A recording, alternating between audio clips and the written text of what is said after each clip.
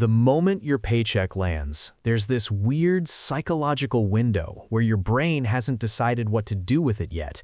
Most people waste that window scrolling through their bank app feeling temporarily rich, and by the time they actually think about the money strategically, it's already mentally assigned to 12 different things. But that brief moments before your brain starts making claims on the money, that's actually when all the important decisions should happen. What if you had a specific protocol that ran automatically every time you got paid, so you never had to make those decisions under pressure? What if the money just sorted itself into the right places before you had time to second-guess it? My name is Devi, and I help people build systems that make financial decisions for them instead of relying on willpower or motivation. If you're tired of feeling like your money controls you instead of the other way around, subscribe and hit like if this makes sense. Here's what's actually happening for most people. They treat their checking account like a single container where everything lives together. Rent money sits next to entertainment money, sits next to savings that probably won't survive the weekend. There's no separation, no boundaries, no designated purpose for any of it. It's all just money I have until suddenly it becomes money I had. The issue isn't discipline or intelligence.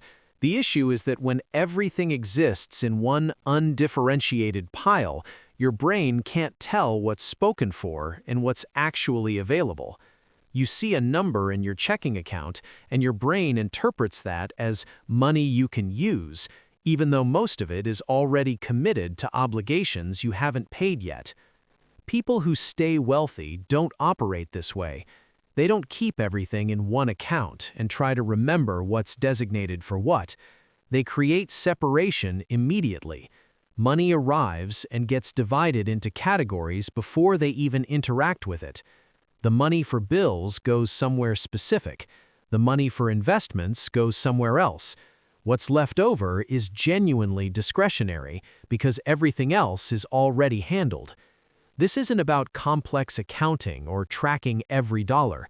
It's about creating physical or digital separation so your brain can accurately assess what's actually available versus what's already committed. When you look at an account and see money there, you want that number to represent actual freedom, not a mix of freedom and obligations you're temporarily forgetting about. The system we're building today is designed to create that separation automatically, so you never have to rely on memory or discipline to know what money is truly yours to use versus what's already spoken for. Think about decision fatigue for a second. Every financial decision you have to make manually drains a little bit of your mental energy. Should I save this? Should I invest? Can I afford this purchase? These micro decisions accumulate throughout the day and week, and eventually you just stop making them because it's exhausting. That's when the default behavior takes over, which is usually spending. The goal of this system is to eliminate those decisions entirely, not by making you more disciplined, but by making the right actions automatic and making the wrong actions require effort. We're engineering your financial life so that building wealth is the path of least resistance, and wasting money requires conscious effort to overcome the system. The first thing you need to understand is what percentage of your income is actually negotiable. Most people think in terms of what they can afford, but that's backwards. You need to think in terms of what's locked in versus what you have control over. Your fixed commitments are expenses that exist whether you think about them or not. Housing payment, minimum debt payments, insurance premiums, anything that happens automatically or has consequences for non-payment. These aren't choices you make each month, they're commitments you made in the past that are now executing automatically. Here's why this matters. If you don't know what percentage of your income is locked in, you can't make informed decisions about anything else. You might think you have flexibility you don't actually have. You might commit to new expenses without realizing you're already at capacity. Let's say your income after taxes is around $4,200 monthly. Your rent or mortgage is locked in at $1,550. You have a car situation costing you $380 in payments and insurance. You've got minimum debt payments totaling $290. These aren't choices, they're obligations. That's $2,220 that's already committed, which is about 53% of your take-home. Now, here's the critical question. Do you treat the remaining $1,980 as fully available, or do you recognize that some of that needs to be directed toward things that aren't obligations yet but should be? Most people treat everything beyond fixed bills as available money and wonder why they never make progress. The reality is you need to create new fixed commitments that benefit you instead of creditors or service providers. You need to lock in savings and investments as if they're bills you owe yourself, because if you don't, that money will get absorbed by whatever seems important in the moment. This first step isn't about budgeting, it's about understanding what control you actually have over your money versus what control has already been surrendered to past decisions. Before you can build anything, you need to ensure you're not actively destroying what you already have. This means keeping all your existing obligations in good standing, not because you care about creditors, but because the consequences of not doing so are disproportionately expensive. Think about it this way. A late fee might be $35 or $40. That's immediate damage that you can see, but the invisible damage is usually larger. Your credit profile changes, which affects your ability to access capital later when you might actually need it for something important. More importantly, once you start missing payments, you've lost control of the situation. You're reacting instead of acting. The goal isn't to make creditors happy. The goal is to maintain your operational freedom. As long as you're current on everything, you have options. You can make strategic decisions about what to pay off early, what to refinance, what to negotiate. The moment you fall behind, those options disappear, and you're in crisis management mode. Here's something most people don't think about. When you're behind on payments, you can't think clearly about anything else financial. Your brain is in threat mode, constantly worried about what's going to break next. That mental overhead prevents you from making good decisions about the money you do have. Staying current isn't about responsibility. It's about maintaining the mental space to make smart decisions about your future. The minimum payments on everything need to happen automatically, not because minimum payments are a good strategy, they're not, but because they keep you operational while you build the capacity to do better. Most workplace benefits are opt-in, which means most people don't opt in. This is especially true for retirement benefits, where your employer will literally add money to your account if you add money first. Not taking advantage of this is leaving a structural advantage on the table. Here's why this matters beyond just the money. When your employer contributes to your retirement account, they're essentially giving you compensation that doesn't show up on your paycheck. This is money you earned but didn't have to pay payroll taxes on immediately. It's not about free money, it's about claiming the full compensation package you negotiated for when you took the job. Most people focus on their salary and ignore benefits, but benefits are part of your total compensation. Not using them means you're effectively working for less than you agreed to. If your employer offers to match contributions and you don't contribute enough to capture it, you're volunteering to take a pay cut.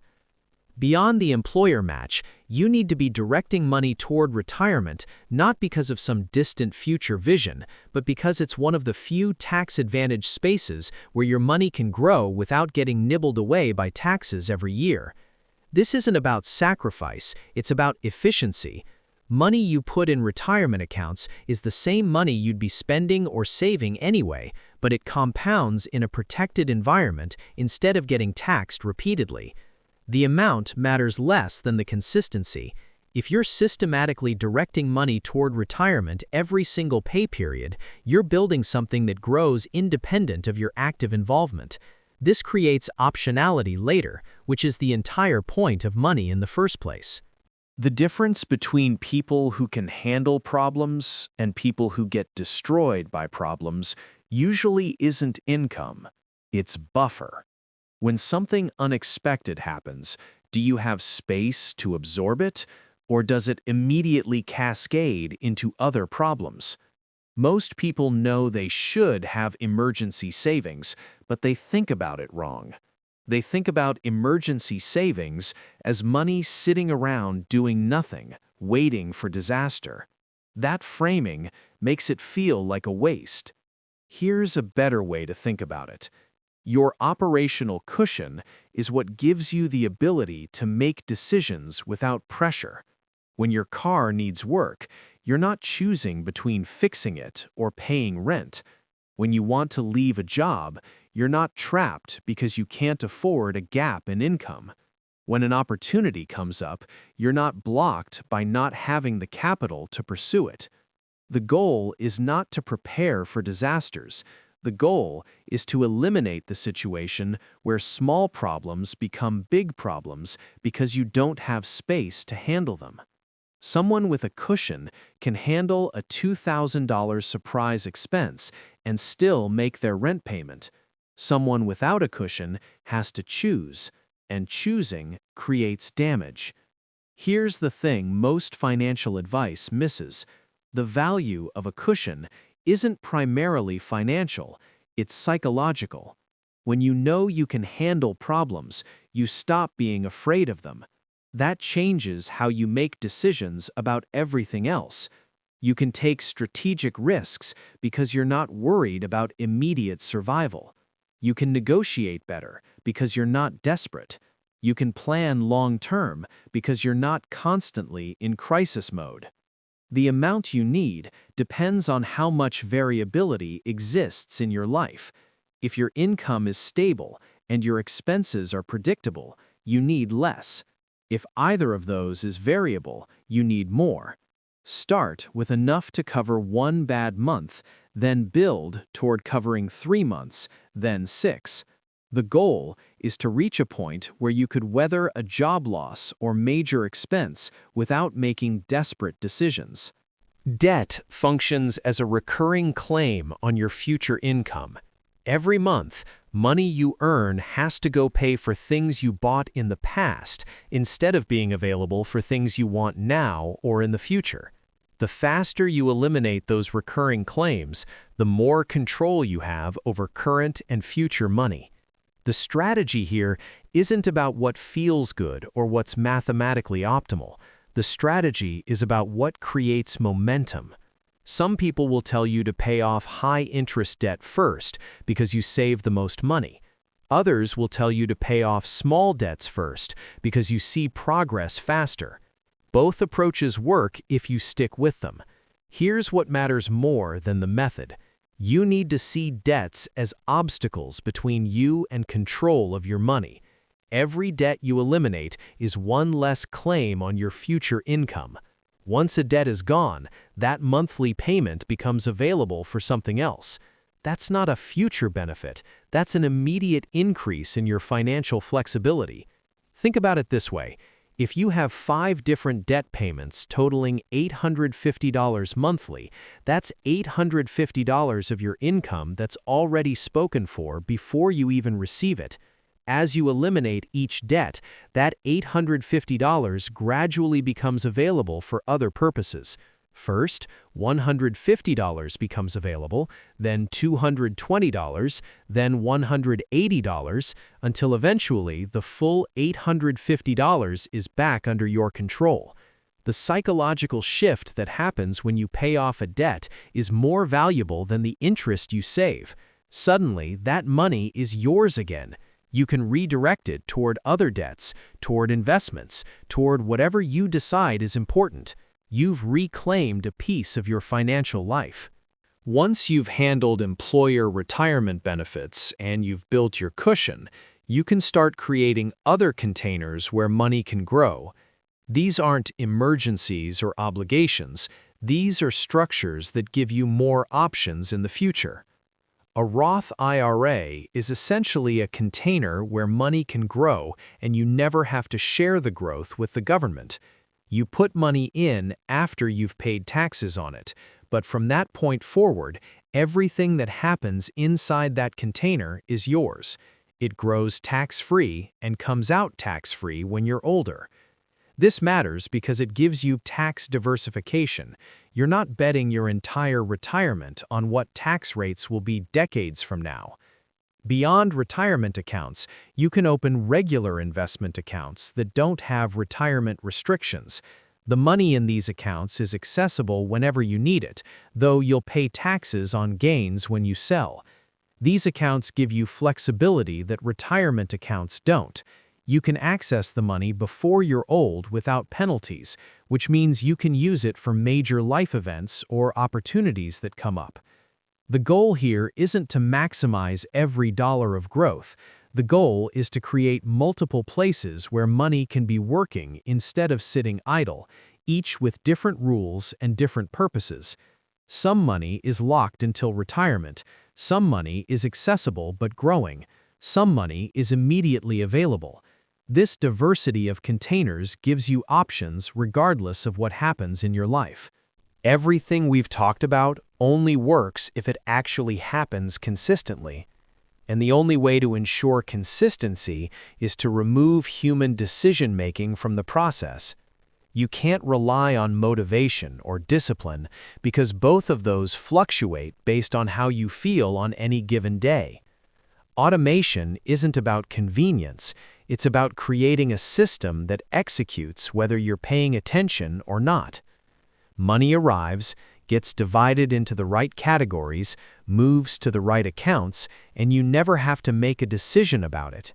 The system handles it before you even see the money as available. Here's how this works in practice. Your paycheck deposits into your checking account. The next day, automatic transfers execute. A fixed amount moves to savings, another amount moves to investment accounts, another amount moves to a separate account for expenses you pay quarterly or annually. All of this happens without you thinking about it or approving it. By the time you look at your checking account, the money that's there is actually available because everything else is already handled. The critical piece is that you never rely on future discipline to make good decisions. You make one decision when you set up the automation, and then that decision executes repeatedly without requiring ongoing willpower. You're not fighting yourself every payday trying to remember to save or invest. It just happens. Most people fail at financial goals not because they make bad decisions, but because they have to make too many decisions. Every decision point is an opportunity to choose the easy path instead of the optimal path. Automation eliminates most of those decision points. The money moves before you can talk yourself out of it. The only ongoing work is adjusting the automation when your situation changes. When your income increases, you increase the automatic transfers proportionally. When you pay off a debt, you redirect that payment towards something else. When you reach a savings goal, you redirect that stream toward a new goal. But these are infrequent adjustments, not daily battles with willpower. The system we've just walked through isn't complicated, but most people won't implement it because it requires setup work up front. They'd rather rely on good intentions and then wonder why nothing ever changes. But if you actually build this system, you don't need good intentions. The system executes regardless of how motivated you feel. 5 years from now, you'll have made progress not because you were disciplined, but because you built a structure that made progress automatic. That's the difference between people who improve financially and people who just talk about it.